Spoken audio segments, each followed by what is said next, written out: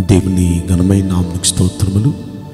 ఈ వాగ్దానం వింటున్న మీకందరికీ మన ప్రభువును ప్రియ రక్షకుడైన యేసుక్రీస్తు నామములో శుభములు, మా హృదయపూర్వకమైన వందనములు తెలియచేస్తున్నాం. ఈరోజు దేవుని వాగ్దానం కీర్తనల గ్రంథం 27వ కీర్తన 6వ వచనం.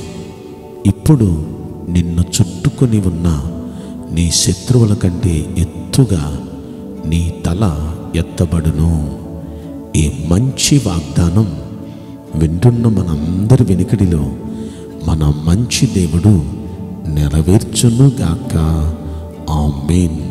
ప్రియ దైవ జనాంగమా, మీ చుట్టూ మీ అనుకునేవారే శత్రువులుగా తయారైపోయి మీ పతనాన్ని కోరుకుంటున్నారా? మీరు దెబ్బతినేయాలి, నాశనం అవ్వాలని కోరుకుంటున్నారా?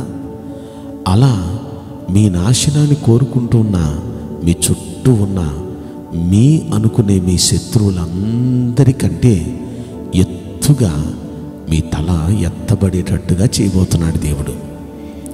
బైబిల్ గ్రంథాన్ని మనం పరిశీలిస్తే చాలాసార్లు చాలామంది భక్తుల జీవితంలో ఇది నెరవేరింది. భక్తుడైన దానియేలు గురించి మనం పరిశీలిస్తే దానియేలుని చుట్టుముట్టారు శత్రువులు. దానియేలుని లేకుండా చేయాలి, అతనిలో ఏదో ఒక తప్పు నేరం మోపాలని ప్రయత్నం చేశారు, కానీ ఎవరి తరం కాలేదు. ఎందుకంటే దానియేలు మిక్కిలి నమ్మకస్తుడు, ఏ తప్పైనా ఏ నేరమైనా చేసేవాడు కాడు. కనుక దానియేలు ఏ తప్పు పట్టుకోలేకపోయారు. ఇక భక్తి విషయాల్లోనే దానియేలు దొరుకుతాడని వాళ్ళకి అర్థమైపోయింది. ఎందుకంటే దానియేలు దేవుడికి తప్ప, ఈ దేవుడైన యెహోవాకు తప్ప ఇక ఏ బొమ్మకు ఏ విగ్రహానికి మొక్కడైనా, కనుక ఆ విషయంలోనే దొరుకుతాడని ఇప్పుడు రాజు దగ్గరికి ఒక శాసనం తీసుకుని వెళ్ళారు. అయ్యా, 30 రోజులకి మీరే మాకు రాజు, ఇక మీకే మొక్కాలి, గుళ్ళన్నిటి మూతపడేసేయాలి, ఇక ఎవరు ఏ దేవుడికి ఆరాధన చేయకూడదు, ఏ ప్రతిమకు నమస్కారం చేయకూడదు, ఎవరికి ఏదైనా సరే మీ దగ్గరికే రావాలి, మీకే మొక్కాలి. అలా కాకుండా ఎవడైనా వేరే దేవుడికి ఎవరికైనా మొక్కితే వాళ్ళని సింహాల గుహలో వేసేయాలి అని శాసనం రాయించారు. ఎలాగైనా ఈ శాసనంలో దొరుకుతాడు దానియేలని. నిజంగానే దానియేలు దొరికాడు. దానియేలు పట్టుకున్నారు, తీసుకొచ్చారు, రాజు ముందు నిలబెట్టారు, తీర్పు తీర్చేసి సింహాల గుహలో వేసేశారు. అయిపోయింది దానియేలు పని అనుకున్నారు, పండగ చేసుకున్నారు వాళ్ళు. కానీ తెల్లారికి ఏం జరిగింది అంటే, ఆ సింహాల గుహలో నుండి దానియేలుని దేవుడు బయటికి పిలిచి, రాజు ఒకటే మాట అంటాడు, ఎవడెవడరా కుట్ర చేసింది వాళ్ళ ఫ్యామిలీస్తో సహా తీసుకొచ్చి ఏంటి దీంట్లో అన్నాడు.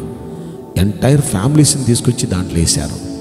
ఒక్కడు కూడా మిగలకుండా, వాళ్ళ ఎముక కూడా మిగలకుండా ఎంటైర్ ఫ్యామిలీస్ని తిని పడేసిన సింహాలు. అంటే చూడండి, వీళ్ళు మాత్రమే కాదు, వీళ్ళని ఇంకా చావాలి, నాశనం అయిపోవాలని కోరుకునే శత్రువులు చాలామంది చుట్టూ ఉన్నారు. వాళ్ళందరి ముందు ఈ తల ఎత్తుగా దానియేలు తలెత్తారు. దానియేలు విషయంలోనే కాదు, షడ్రక్ మేషక్ అబేద్నెగో విషయంలో కూడా దేవుడు అలాగే చేశాడు కదా. అతని మీద కుట్ర చేసి అతను తీసుకుని వెళ్ళి అగ్నిగుణంలో వేసేశారు. అగ్నిగుణంలో వేసేసిన షడ్రక్ మేషక్ అబేద్నెగోని అగ్నిగుణం నుండి దేవుడు కాపాడాడు కదా. వేయటానికి వెళ్ళిన 6 సెగకే కింద పడి చచ్చిపోయారు. కానీ అందులో పడిన వీళ్ళ 3 దేవుడు తోడుగా ఉన్నాడు. అయితే తర్వాత వాళ్ళ స్థితిగతులను దేవుడు మార్చాడు, హెచ్చించాడు. దేవుడు శాసనాలను మార్చేశాడు. ఈ దేవుడే ఆరాధ్య దైవం, రక్షించగలిగిన సమర్థుడు ఈయనే అంటూ రాజు శాసనాలు మార్చేశాడు. కింద ఆలోచిస్తే దానియేలుని దేవుడు హెచ్చించాడు, షడ్రక్ మేషక్ అబేద్నెగోని దేవుడు హెచ్చించాడు. అలా బైబిల్ గ్రంథంలో భక్తులు అనుకునే ఎవరిని మనం చూసినా శత్రువులందరికంటే ఎత్తుగా వారి తల ఎత్తబడింది. ఈ రోజున మనం కూడా తల ఎత్తుకునేటట్టు చేస్తాడు. ఖచ్చితంగా మన స్థితిగతులను మారుస్తాడు, మనల్ని హెచ్చిస్తాడు. ప్రస్తుతం ఉన్న పరిస్థితిని బట్టి, ప్రస్తుతం చుట్టూకున్న వారు ఏదో మిమ్మల్ని చేయాలని ప్రయత్నం చేస్తున్నారని మీరు కలవరపడుతున్నారా? ఏం కలవరపడద్దు. ఎవరెవరైతే మీ నాశనాన్ని కోరుకున్నారో వాళ్ళందరికంటే ఎత్తుగా మీ తల ఎత్తబడేటట్టుగా దేవుడు చేయబోతున్నాడు. ఖచ్చితంగా అక్షరాల ఈ మాట మీ జీవితంలో నెరవేరబోతుంది. నమ్మండి, మన మంచి దేవుడు మన జీవితంలో కార్యం చేస్తాడు. ఇంకా దావీదు నమ్మాడు, నమ్మే ఈ మాట అంటాడు, ఇప్పుడు నన్ను చుట్టుకొని ఉన్న నా శత్రువులందరికంటే ఎత్తుగా నా తల ఎత్తబడుతుంది అని ముందుగానే నమ్మాడు. అదే దావీదు జీవితంలో కూడా చేశాడు. దావీదును అందరికంటే హెచ్చించి రాజు స్థాయిలో కూర్చోబెట్టాడు. అందరికంటే ఎత్తుగా ఈ రోజున అలనాడు దావీదు జీవితంలో చేసిన దేవుడు, షడ్రక్ మేషక్ అబేద్నెగో జీవితంలో చేసిన దేవుడు, దానియేలు జీవితంలో చేసిన దేవుడు వాగ్దానం వింటున్న ప్రతి వ్యక్తి జీవితంలో మన మంచి దేవుడు నెరవేర్చునుగాక. ఆమేన్. నేను మీకోసం ప్రార్థన చేయబోతున్నాను. పరిశుద్ధుడా, ప్రేమగల యేసురాజా, మీ పరిశుద్ధ బంగారు పవిత్రమైన నామమునకు నిండు మనసుతో కోట్ల కొలదిగా స్తుతులు స్తోత్రములు వందనాలు చెల్లిస్తున్నాం. ఈ వాగ్దానం వింటున్న ప్రియుల జీవితంలో దయచేసి ఈ వాగ్దానం నెరవేర్చి కృప చూపించండి అయ్యా. ఇప్పుడు చుట్టుకొని ఉన్న ఈ శత్రువులు అందరికంటే ఎత్తుగా మా అందరి తలను మీరు పైకెత్తబోతున్నారు.